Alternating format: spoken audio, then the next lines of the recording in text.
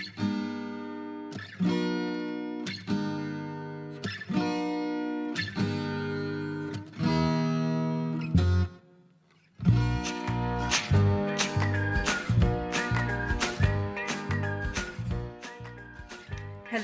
and welcome to the Ottawa 2022 Children's Storytelling Festival.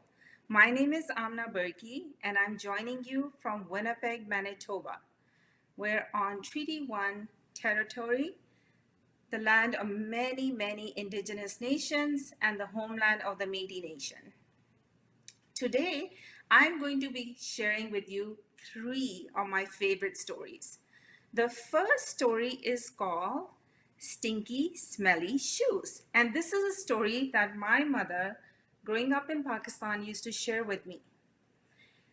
And this story will take us back many, many, many centuries to a city called Baghdad. Long, long time ago, there lived in Baghdad a man called Abu Qasim. And Abu Qasim was known to be a rich merchant, but he was famous for something he did. He was not able to spend money on himself, and he was definitely not able to spend money on others. He was rich beyond measure, but he was miserly beyond measure as well. He accumulated money by taking advantage of people. But there was one more thing that he was famous for. He was famous for his stinky, smelly shoes. His shoes were so old. They were more than 7 years old, but he kept wearing them, and every time they needed mending, he put on a patch and sewed it on. So they became really, really heavy. And these shoes, long time before he entered the marketplace, people could smell him coming. Oh, everybody knew in Baghdad that Abu Qasim was about to come because of the smell of his shoes. And long time after he left, the city people could also tell that Abu Qasim had been in the marketplace. One day, when he went to the bazaar or the marketplace, he heard a man crying out, I have these wonderful perfume bottles made from crystal, and my wife is ill. I need to sell them. Is there any buyer? I would sell it for any price. Abu Qasim thought to himself, wonderful. I will make so much money when I sell this for 10 times more than the cost of the bottles. So he bought all his bottles for dirt cheap price. Next, he heard another man crying out, I have to sell this perfume, this best quality perfume, to take care of my son who's unwell. And again, Abu Qasim bought everything from this perfume seller, and he took a sniff of it. It was indeed the best quality perfume. And that day, Abu Qasim thought to himself, oh, today I made so much money. And he went home and he started taking those perfume bottles, those beautiful, different colored perfume bottles, and he started pouring the perfume in them one by one. And then he started putting them near his window on a shelf. Abu Qasim was so happy with his business deal that day that he decided that he could spend a few pennies taking a bath. So he went to the hammam, the public bathhouse, and there he took off his stinky, smelly shoes and went in. When the staff at the hammam saw his shoes, they put it aside so the other customers would not be bothered by the smell. When Abu Qasim came out, instead of his shoes, he saw these brand new leather shoes. And he looked up and said, Almighty, a gift from you? He tried them on and they were a perfect fit. He couldn't believe his luck that day. He walked away with those brand new shoes. Little did Abu Qasim know that the brand new shoes that he just walked away with were the shoes of the chief judge of the city of Baghdad. When the judge came out and he asked about his shoes, the staff stammered and they said, The only shoes left here are those that belong to Abu Qasim. Maybe he walked away with your shoes. The judge was furious. He sent his men to go fetch Abu Qasim, and Abu Qasim was dragged to the courthouse. And the judge said to him, "You, thief, you're wearing my shoes. How dare you steal them?" Your Honor, your shoes, these are a gift from the Almighty. I saw them and they're for me. Look, they're a perfect fit. Gift from the Almighty? What are you talking about? These are my shoes. Guards, give him back his stinky shoes, and you're going to pay, Abu Qasim, you're going to pay a hefty fine to teach you a lesson to never steal again. Abu Qasim had no choice but to pay the fine. He went home, and now he thought there was something wrong with his shoes. They were costing him money, and so much money. As he got home, he took one of his shoes and he tossed them on top of his roof. They were heavy, but they were worth it because nobody would find them on the top of the roof. Then he took his other shoe and he tossed it on the top of the roof. He felt relieved. He went to his house. He could smell the fragrance of the perfume, and he started to relax. He started to make some coffee for himself. But he didn't realize there was a cat on top of his roof. And as we know, that cats are very curious. So when the cat went sniffing at the shoes fell on the street below. And there was an old woman walking. And when the shoes hit her, she fell and broke her leg. Her family, when they noticed Abu Qasim's shoes, they were furious. Again, that afternoon, Abu Qasim was dragged to the same courthouse. And when the judge saw him for the second time, he yelled out, "Abu Qasim, what is going on with you? Second time you're here because of your smelly, stinky shoes? Look how much damage you've caused. You've hurt a poor old woman." "Abu Qasim, I'm going to teach you a lesson you will never forget. You're going to pay 10 times the amount you paid this morning. And not only that, you are going to spend 1 month in jail. Yes, Abu Qasim. Guards, take him away."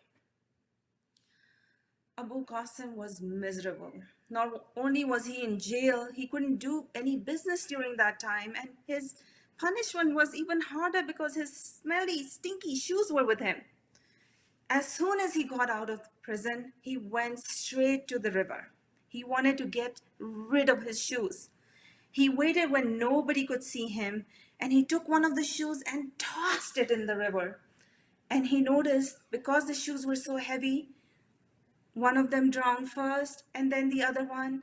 Relieved, Abu Qasim went back to his home. Again, Abu Qasim was greeted with the smell of the fragrance from the perfume, crystal perfume bottles. And then he sat down to relax, and he had lost a lot of money, but he still had his perfume bottles that he could make a lot of money from. As soon as Abu Qasim was able to spend a little bit of time relaxing, something crashed through his window. And he noticed on the floor, smashing the window, was his stinky, smelly shoes, but this time it was wet. And Abu Qasim went to the window and yelled out, oh man, what are you doing?" It was a local fisherman. And then he noticed he took the other shoe and he also smashed it through the window. And this time it went and hit his shelf where all the crystal bottles were. One by one, Abu Qasim couldn't believe as the bottles crashed on the floor and all the perfume spilled right before his eyes. Abu Qasim screamed, oh man, what are you doing?" The fisherman was so angry. "You, Abu Qasim, look at you.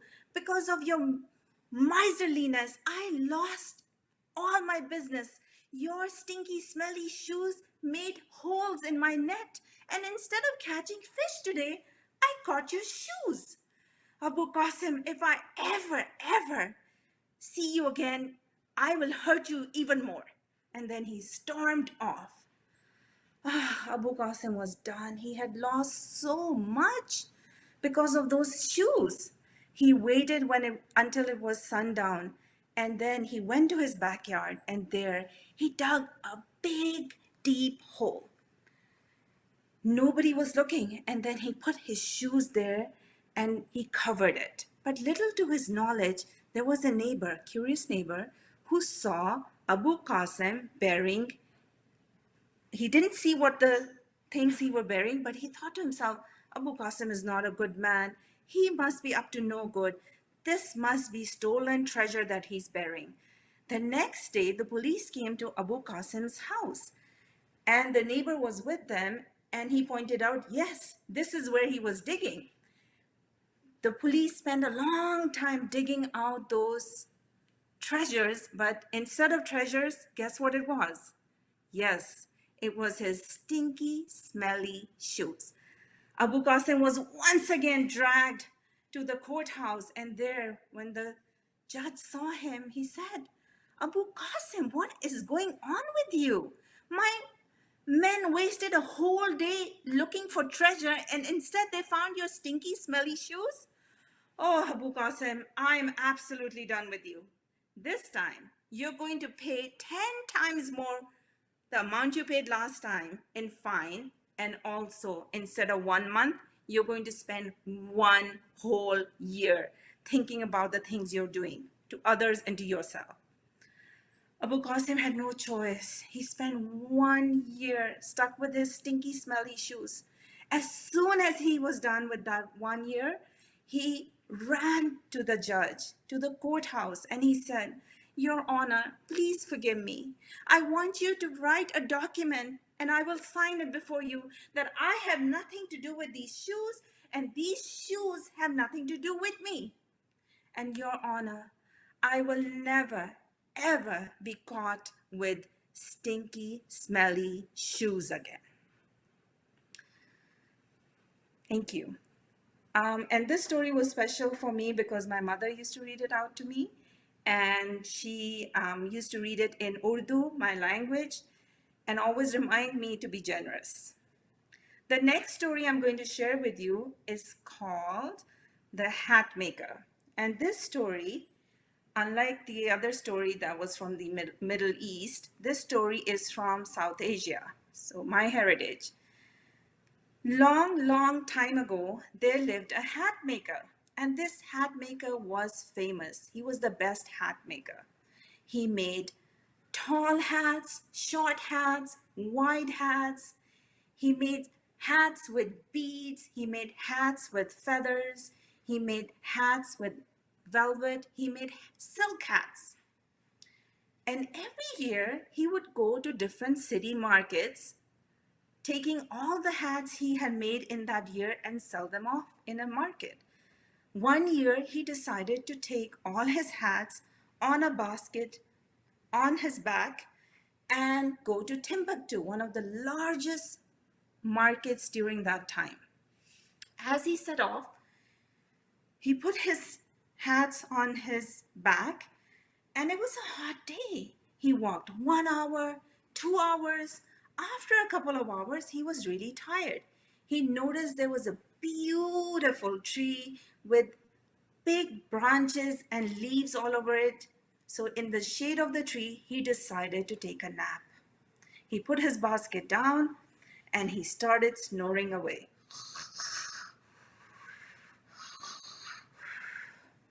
When he woke up after several hours, he took a deep stretch. You can join me for this. And then he looked in his basket to pick it up. But what did he notice? All his hats were gone. He looked to the right. He looked to the left. He looked to his back. He looked in front, but there were no hats. Then he heard some sound from the tree up there. And he looked up, and there was a tribe of monkeys all wearing his hats. Do you know what type of hats? Yes, the velvet hats, the silk hats, the beaded hats, the tall hats, the wide hats. Yes, all of them. The monkeys were wearing them. This made him angry. So he took one of his fists and said, "Give me back my hats." And the monkeys, we know monkeys see, monkey do. So they did the same thing. They did this. And then the hat maker took both his fists and said, "Give me back my hats." The monkeys did the same. Then he clapped and he begged, "Please give me back my hats." The monkeys did the same. The man was so frustrated. No matter what he tried, the monkeys did not give his hats back. In the end, in his frustration, he took his own hat that was on his head and he threw it and walked away. He was showered with hats. All the monkeys copied him and they threw their hats. Quickly, he put all his hats into his basket and walked away. Now, you would think this is the end of the story, but it's not. In Timbuktu, he made a lot of money for his family. He came back with not only his money, but also a story. And this story became one of his children's favorite stories. They would ask him every night, "So, what did the monkeys do and what did you do?" And the man, year after year, would share this story. Long after he passed away, his children shared their story with their children. And one of them became a hat maker as well, one of his grandchildren. And he decided one day to take the same journey to Timbuktu. So he took his hats. You remember what type of hats? Yes, the tall hat, the short hat, the wide hat, the hats with beads, the hats with feathers, velvet hats, silk hats. Yes, he took them all just like his grandfather, and he started walking with the hats on his back. 1 hour passed, 2 hours passed, and after a couple of hours, just like his grandfather, he was really tired. But he wasn't worried about losing his hats because he knew if he ever saw the monkeys, he knew how to get his hats back. And sure enough, he saw the same tree, but this time it was even bigger with bigger branches and more shade. So he decided to take a nap just like his grandfather. He snored away,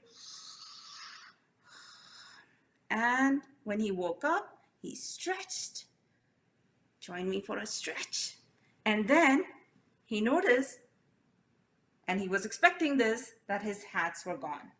Just like his grandfather, he looked to the right, he looked to the left, he looked to his back, and in front, no hats. And then he thought, yes, they might be just like in the story with the grandfather, be up there. And sure enough, the monkeys were wearing his hats and they were there. So he thought to himself, yes, my grandfather first, he showed them one fist. So he did this. "Give me back my hats." And the monkeys did the same. And then he did this with two. "Give me back my hats." And the monkeys did the same. And then he recalled, yes, there was a clap and "Give me back my hats, please, give me back my hats." And the monkeys did the same. And now he knew what to do.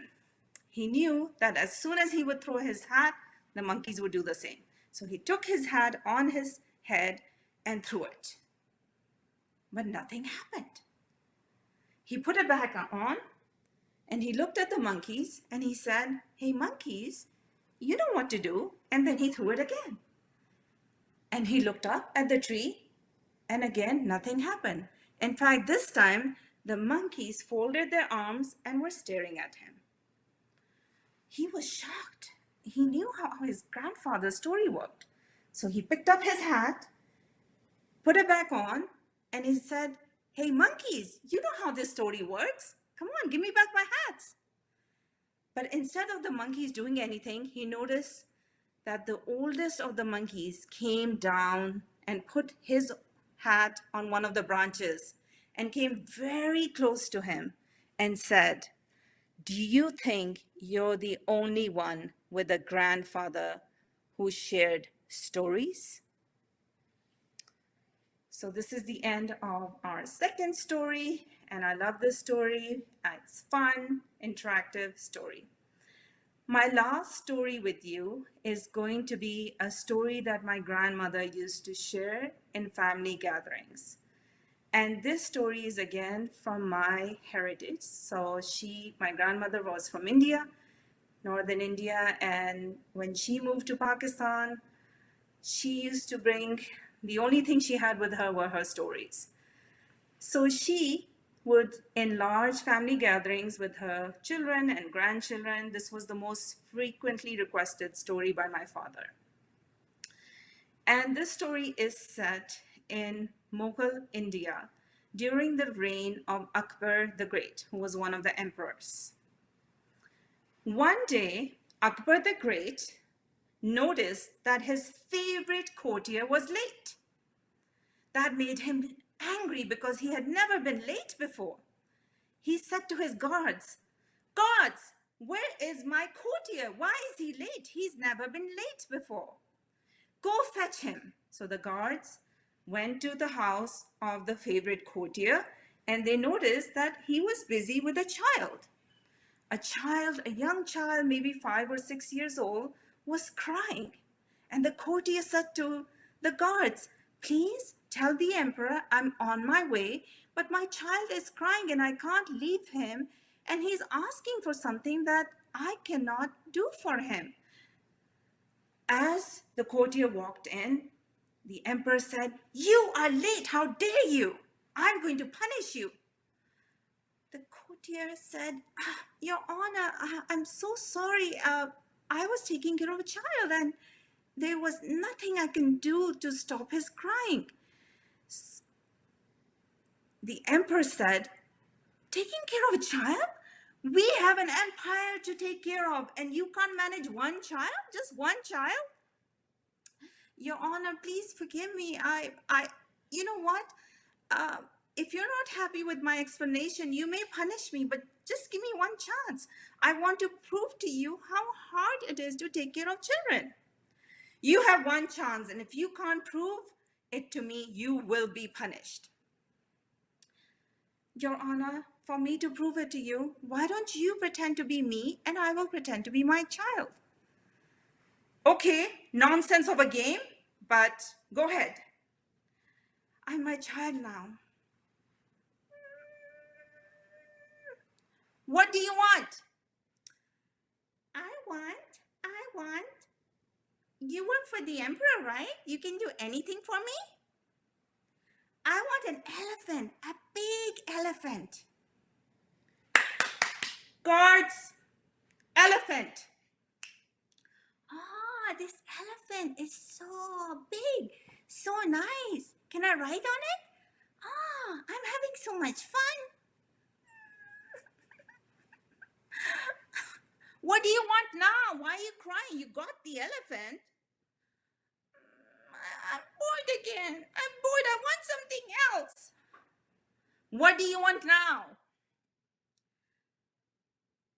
I want a kuja." "A kuja? You mean that earthenware, that ordinary thing that people store food in? You want that? The one made from clay?" "I want a kuja. I want a kuja. I want a kuja now." "Guards, kuja." "Ah, a kuja. So nice. It's got paint on it. I like it. I like it a lot." "Aw, it's empty. There's nothing in it. There's nothing in it. I want something in it. I want something in it." "What do you want now? You got the kucha." I want. I know what I want. I want you to take that big elephant. That big elephant. And I want you to put it in the kucha. Right now. Right now. Right now. Right now. Stop. Stop. Stop pretending to be your child. I forgive you. And I know now that taking care of a child is harder than running an empire. Thank you. So, those are all the stories from me. And I hope you have a wonderful time listening to the other storytellers. And I'll see you another time. Thanks. Bye.